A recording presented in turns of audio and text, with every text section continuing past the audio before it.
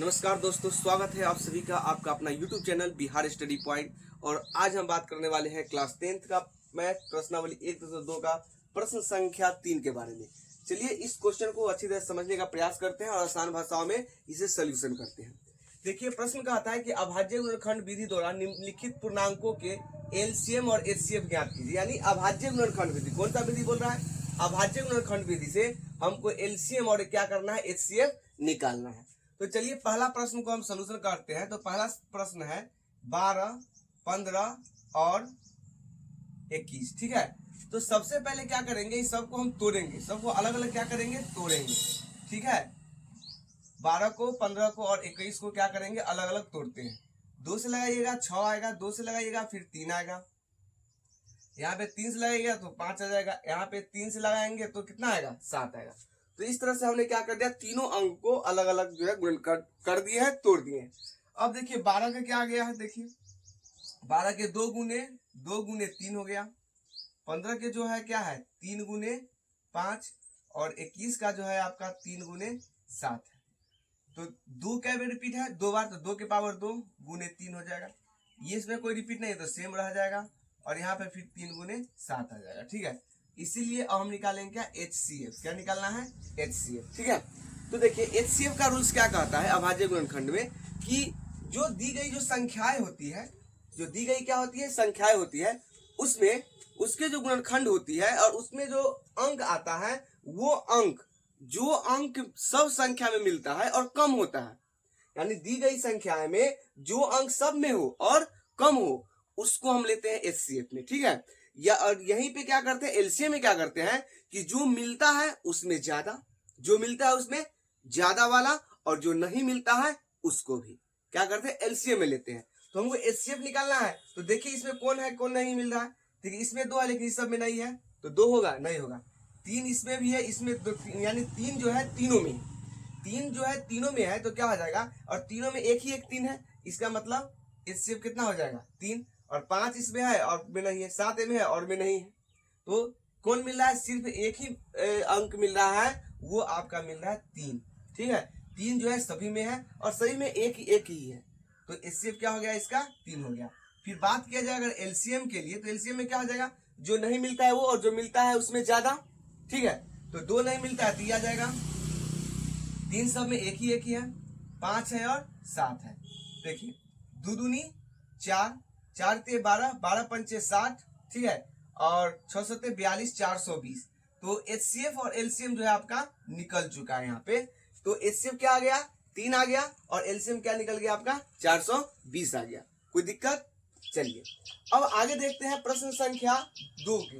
यानी कि दूसरा देखिए क्या कर रहा है कि 17 है, 23 है और 29 है। 17, 23 और क्या है आपका, 29 है।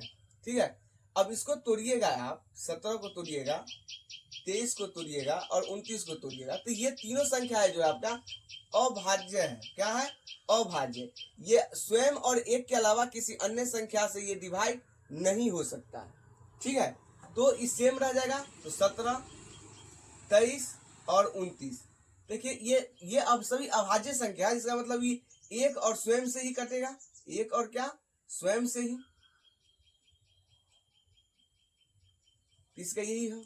ठीक है, इसका गुणनखंड ये हो गया है, तो इसीलिए इसका अगर हम एचसीएफ निकालेंगे तो इससे में क्या, एक मिल रहा है सब में, तो एक आ गया, और एलसीएम में क्या हो जाएगा, इस तीनों को गुना कर दीजिए। 17, 23 और 29 को गुना कीजिएगा, तो 23 में अगर आप 17 से गुना करते हैं, 17 तिया 51, 17 तिया 51 के 1, हाथ में 5, 17 दूना 34 और 5 39, उसमें 29 से गुना कीजिए, तो देखिए 9 एकम 9, 99 81 के 1 हाथ में 8, 9 तिया 27, 8 35। फिर इसको 1 से 2 से सब में गुना कीजिएगा तो 2 हो जाएगा। 9 दूनी 18 के 8 हासिले, 3 दूनी 6 आए 7, 9 2 1 3, 8 5 3 हासिले, 7 3 10 आए 11। यानी एलसीएम जो निकला, क्या निकल गया, 11,339। यही आपका क्या होगा, करेक्ट आंसर होगा।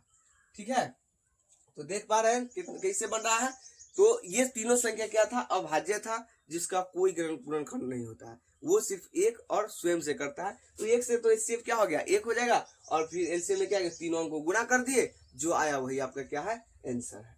चलिए अब तीसरा जो है क्या, 3 के तीसरा क्या कहता है, देखिए क्वेश्चन है 8, 9 और 25, 8, 9 और 25। इसका सोल्यूशन क्या हो जाएगा, सो देखिए इसमें क्या होगा, 8 को तोड़ना है, फिर 9 को तोड़ना है, और फिर क्या करना है आपको 25 को तोड़ना है। अब यहाँ पे 2 से लगाइएगा तो 4, 2 से लगाइएगा तो 2, 3 से लगाइएगा तो 3 हो जाएगा, फिर यहाँ 5 से लगाएगा तो 5, यानी 8 को जब तोड़े तो 2 गुने 2 गुने 2, यानी 2 के पावर कितना आ गया, 3 आ गया। फिर 9 को तोड़िएगा तो क्या आ जाएगा, 3 गुने 3 हो जाएगा, तो 3 2 बार हो गया। और फिर 25 क्या आ गया, 5 गुने 5 आ गया, यानी 5 के स्क्वायर। अगर हमको इसमें HCF निकालना है, इसीलिए HCF बराबर HCF निकाला है, तो इसमें कुछ नहीं है, तो कुछ नहीं तो मानिए कि सब में एक तो गुना करेंगे तो कोई परिवर्तन होगा। अगर मान लेते हैं कि अगर किसी का अगर कोई कॉमन नहीं हो रहा है तो उसका क्या हो जाता है, 1 हो जाता है। क्या हो जाता है, 1। तो HCF क्या निकल जाएगा, इसका 1 निकल जाएगा। और LCM क्या हो जाएगा, LCM में गुना कीजिए सबके, 2 के पावर 3 गुने 3 के पावर 2 गुने 5 के पावर 2, तो 2 के पावर क्यू 8 और 3 के पावर 2 9 और 5 के पावर 2 25। इसको गुना कीजिएगा तो क्या हो जाएगा, 25 चौका 100, तो 4 200, 200 में 9 से गुना करेंगे तो 9 दूनी 1800, कितना आ जाएगा 1800। तो यहाँ पे HCF 1 निकल गया है और LCM कितना निकल गया है, 1800 निकल गया है। ठीक है, तो इस प्रकार से आप जो है प्रश्नावली 1.2 के प्रश्न संख्या 3 को ये आसान तरीके से आप सॉल्यूशन कर सकते हैं और सही आंसर आप लेकर आ सकते हैं। तो चलिए इस क्वेश्चन को देखिए, समझिए। अगर